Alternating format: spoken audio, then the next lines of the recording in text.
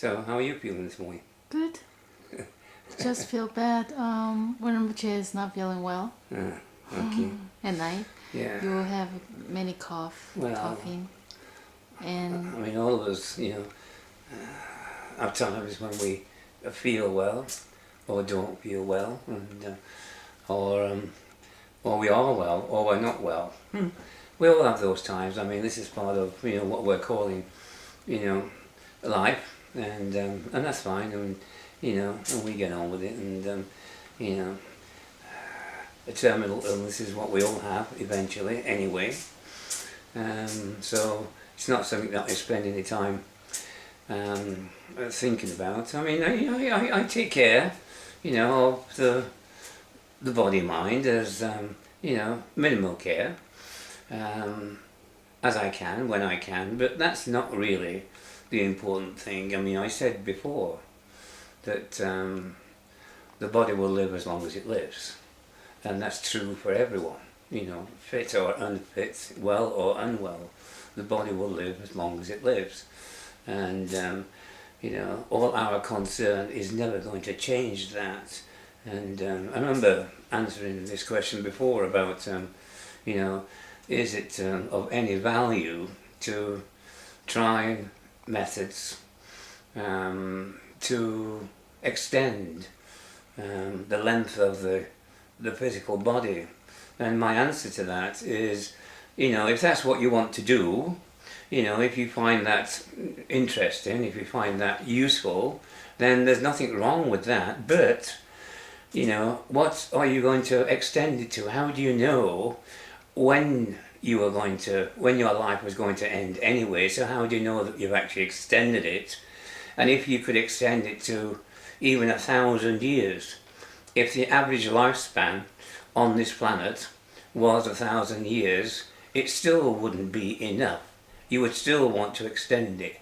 So we're really wasting, a lot of thought and energy on this subject. The body will live as long as it lives, and that's all there is to it. Anything. Your clothes will last as long as they last.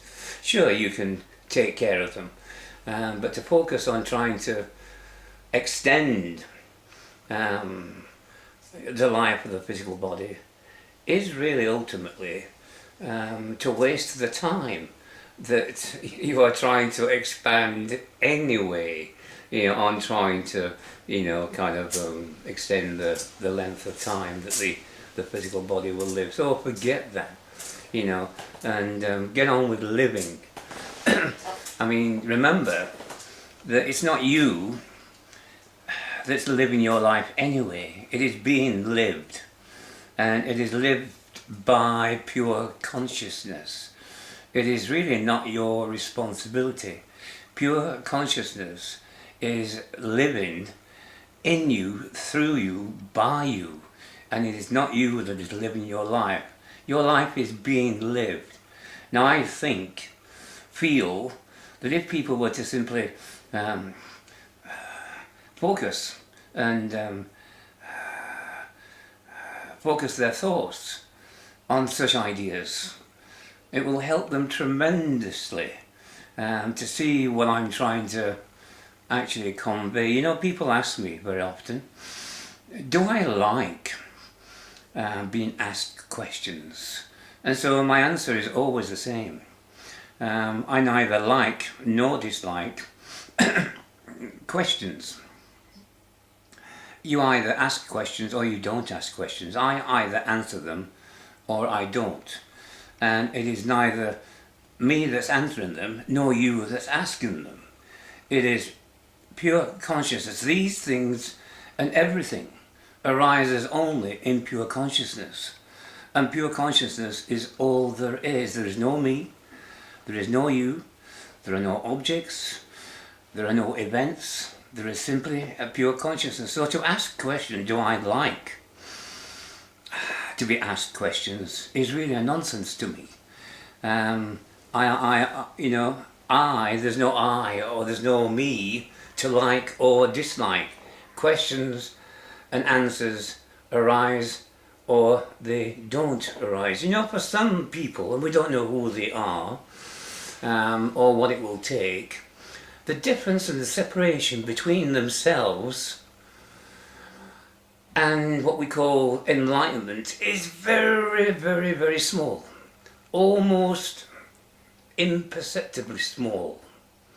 And all it takes is a very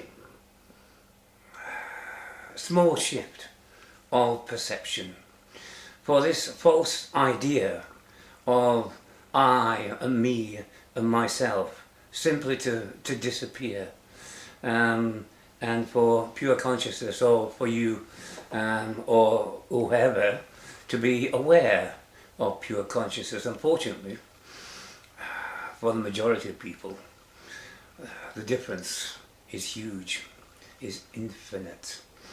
And so we cannot know that. We cannot know. I've heard Buddhist monks say to me that they do not expect to get liberated until they've had whatever it is, 10,000 lifetimes. And my answer to that is, how do you know that this is not that lifetime?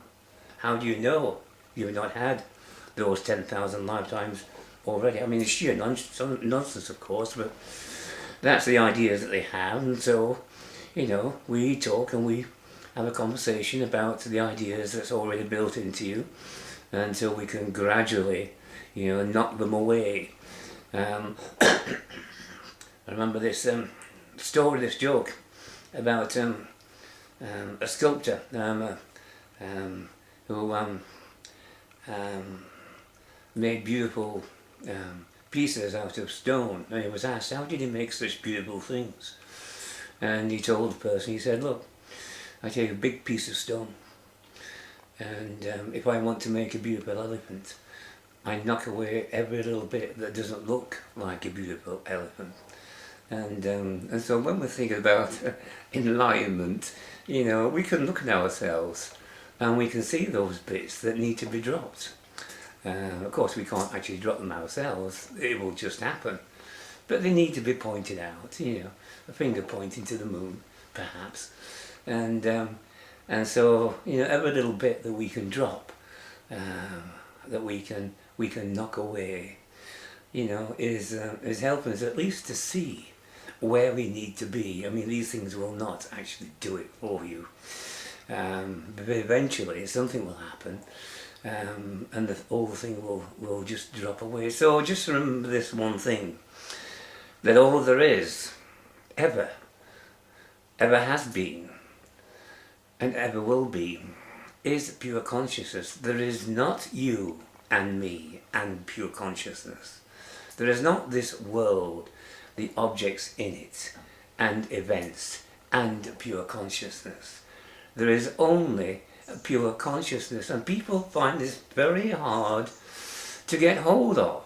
You know, they think that, well, there is me, and there is that, whatever it is he's talking about. There is me and there is that. I'm saying there is no you. There is no me. It's an illusion. It's the dream world. And the moment you wake up, you will see that there never was a me and a you, or events, or objects, or what we call living our life. Our life is lived through us. And there is nothing else but pure consciousness. Okay?